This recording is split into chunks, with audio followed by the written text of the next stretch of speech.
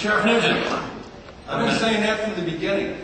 We can zero fund any program if we regain control of the House of Representatives. That doesn't matter what law was passed and what Obama wants or what Reid or Pelosi want, if we can control the purse strings. He talked about another law that we want to put on the books. But Congress has that ability today. They can defund any program they deem not worthy. And Congress needs to start exercising that.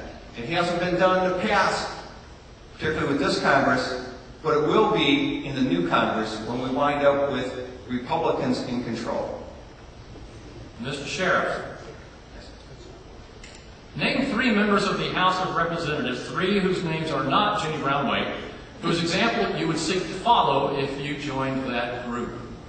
Well, there's a bunch of them, but Mr. Boehner, Mr. Cantor, Mr. McCarthy, Mr. McConnell, there's a number of them that I would like to follow.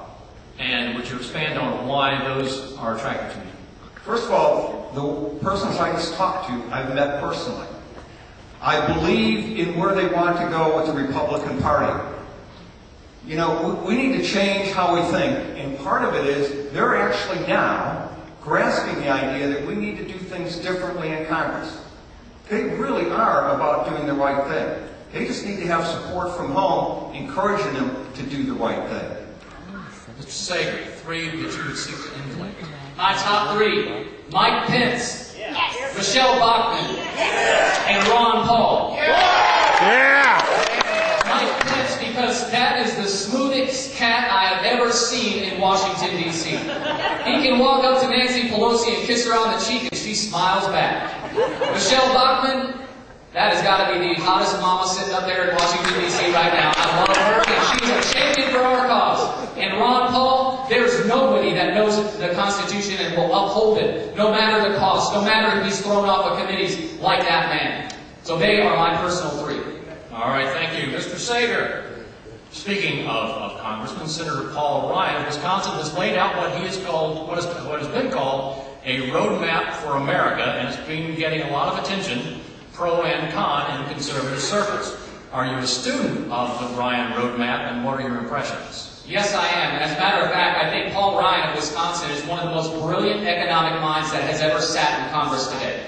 The man is amazing. And let me tell you something, I'm going to work with Paul because I think the plan itself is a bit too comprehensive. It attacks every issue in the United States government all at once. So I would work with him to divide it up. Specifically, I support Title III, Title IV, and Title VII of that bill. That's Medicare, that's Social Security, and budget reform. Medicare and Social Security, for my opponent, we have a 65-year plan in order to remove us of the burden of this device. It doesn't happen overnight. Nobody's going to be the big bad guy and wake up and take your Social Security away. We have a 65-year plan, and that plan is in the roadmap for America's future. I look forward to co-sponsoring it, but I really want to work hard with them in order to get it, to break it up a bit and address each issue one at a time. Sheriff, your thoughts on the roadmap? Roadmap is an excellent example of outside-the-box thinking that's currently going on in D.C. You know, we do have a number of folks in D.C. that they're not all bad. And Paul Ryan is a perfect example of that. The contract that he's talking about, the roadmap that he's talking about, while going almost 75 years in the future, unfortunately, none of us in this room will see it. Our kids may never see it. But we have to start somewhere. And I'll agree with my opponent on one thing. It covers so much ground that it will be very difficult to get through and pass. All right, Sheriff Nugent. On a similar topic, entitlement reform. Your thoughts on an agreeable solution to our crushing unfunded liabilities regarding Social Security and Medicare? You know, if you look at where we are today, we've made a commitment to people that are currently on Social Security and also to the near-term folks that are 50 years and out. So we need to address that first, how we reduce the cost of Social Security, but reduce it not by reducing benefits, but reducing it by the way in Medicare in regards to waste and fraud.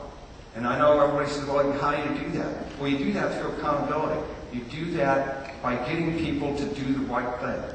And part of it is, you know, we made this commitment. But when you look at the age of America today, when they passed it in the 1940s, the average age was 60 years old. Today, it's almost 70 for the American man. And so we do have to look at the age in regards to where we do with Social Security, but we certainly shouldn't do it for folks that are currently on Social Security or those in the near term, because when you're looking at retirement, you count on that today. Mr. Sager, for a minute. Folks, one of the biggest problems we have in Congress is the fact that Congress people don't read the bills.